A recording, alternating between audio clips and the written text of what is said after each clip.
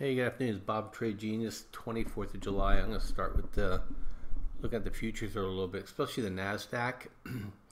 And today was very interesting day. They pushed it up. I'll put an hourly up here in a second, but they went ahead and they broke the double top that was broken, and it went back down below 29.08 this morning. And that's kind of where the double top was. That would be the failure. And they basically just lifted it all day long.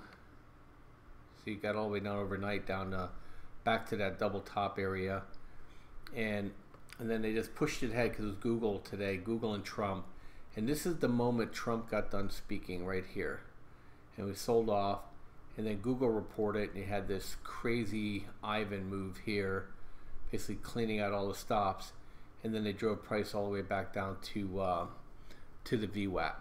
And so what I think is going to happen is tomorrow is Facebook, and Wednesday is Apple, I think, or Thursday, and then all the big names are out. But I think this might have been the big push ahead of Google, and so now just something to keep an eye on. And they're all selling off after the reporting, so they're not tripping the light fantastic, if you will. They're beating the expectations, but they're not getting the growth that they need. You know, remember, the NASDAQ's on a 68% growth curve the last 2 weeks, and it's on a 30% growth curve for the past 12 months, and they're not reporting anywhere near that kind of earnings growth. So I think this is where it's ending. I think there might be a Fed meeting Tuesday, Wednesday, but nobody's expecting anything out of that. And so I'm sticking my my neck out and saying I think this is probably the top until we get into the fourth quarter, and we're gonna see the sell off here begin, because this is pretty. It basically gave up the whole day here. Now we're already, this is low volume noise now, but this was huge getting it down to here. And so if I take a look here at the hourly.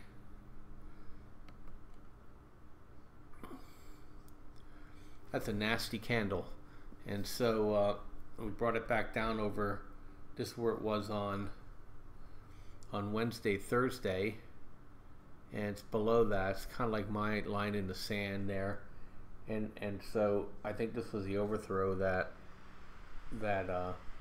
we need to get basically all the shorts covered and get people out of their positions. And now what we need, if you want to be an aggressively shorting person, is that now we got to get this bad boy underneath right here. We got to get this thing under 58.90, and then I think people can get more comfortable going short going into the fall. So anyway, it's just my view. They're still screwing around with this whole healthcare thing, but I think people are just so tired of it at this point that they're getting numb. And I think you can kiss any kind of tax cut goodbye too. So anyway, that's that. I thought you'd find that interesting. I did, at least. And so now we have going into the charts here. I'm just going to blast through. Like I said, Apple reports they pushed everything up into this report.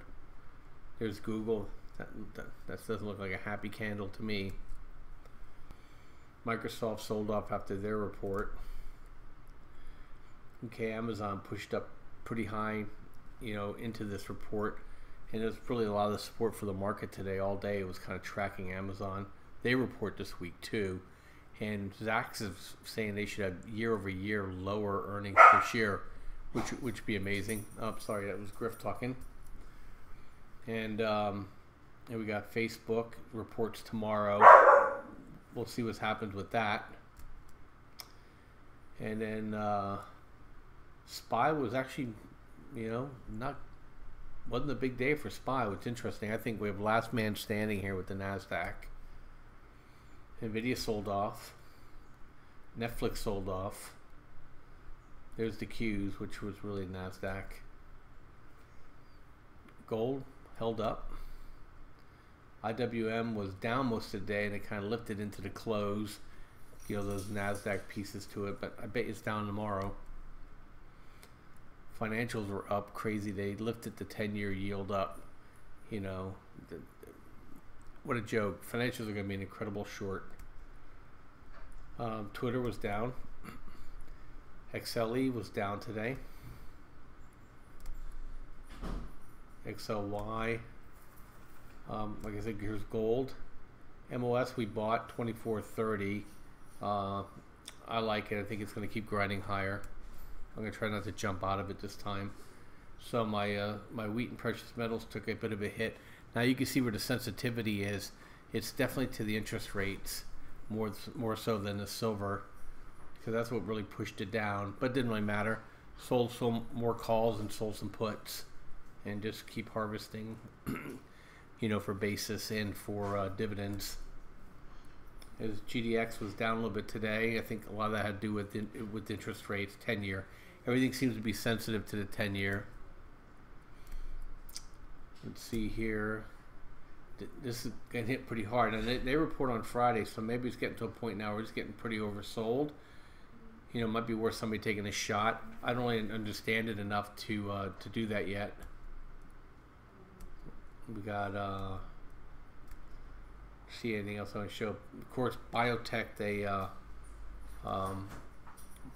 grinded that higher today, all day today. That's getting now where it's getting a little overbought. There's Nugget, right back to VWAP.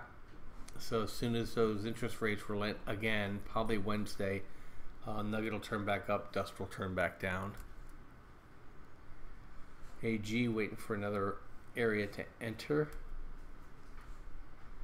BXX actually had a little nice little end candle there, but that thing's so broken right now. It has to do some amazing things, I think, first. This will be something to short again soon. XIV. Dollars flat today. Okay, UCO oil was up today, but I think it got hit a resistance area, and that's probably, I think, might be the top for the week. Maybe tomorrow. Who knows what they'll do with the draw. I know Saudi Arabia is trying to give an appearance of scarcity with oil. We'll just see how long that lasts. We're starting to go into the slow season for oil. TNA small cap, DBA.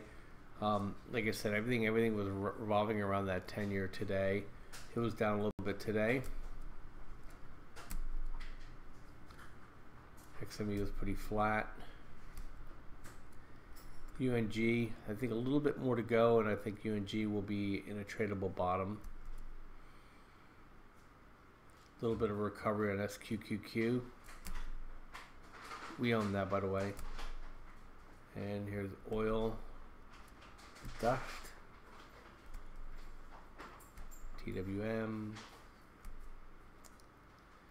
Here's JJG, long-term hold for us. Like I said, I think there's some contract expiration and roll games going on right now with the Ags. Ura's coming back down. I'd love for it to get back to here, and then I'd like to jump on it. I don't know if I'll get that lucky though. Here's copper, kept its bid today, which is interesting. Coffee sold back a little bit today.